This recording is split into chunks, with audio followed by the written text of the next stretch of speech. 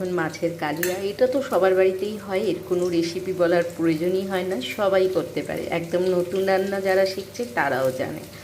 তো আজকে আমরা একটু পেটি মাছ, এরম মাছ আনলে, পেটি মাছ আনলেই ভালো হয়, আমার ছেলে সেটাই পছন্দ করে। আমি অবশ্য মাছ টাছ খুব একটা খাই না।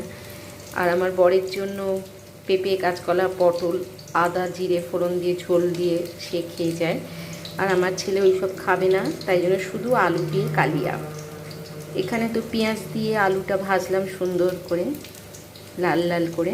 তারপরে আলুটা কিন্তু একটু আগে ভেজে নিতে হবে, তারপর পেঁয়াজ দিতে হবে, নতুবা পেঁয়াজ পুড়ে যাবে, আলু ভাজা হবে না।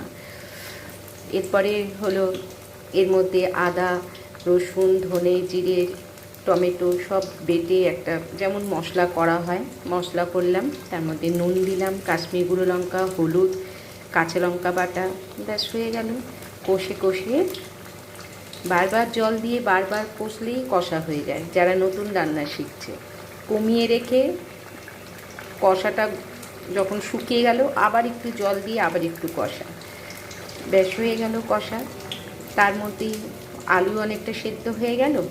এরপরে দিয়ে দিলাম একটু, এক পুকুর জল দিয়ে তারপরে কমানো যায় না, জলটা যতটা ঝোল আমরা নামাবো তার থেকে একটু দিলাম, ব্যাস ডিমে আঁচে রাখলেই হয়ে গেল। ওপর থেকে মাছ দিয়ে দিলাম, একটু ঘি দিয়ে দিলাম। আমি গরম মশলা গুঁড়ো দিই না, কারণ আমি ছোটো এলাচ ফোড়ন দিয়েই চাপাই, তাই এখন ঘি দিলাম। হয়ে গেল মাছের কালিয়া।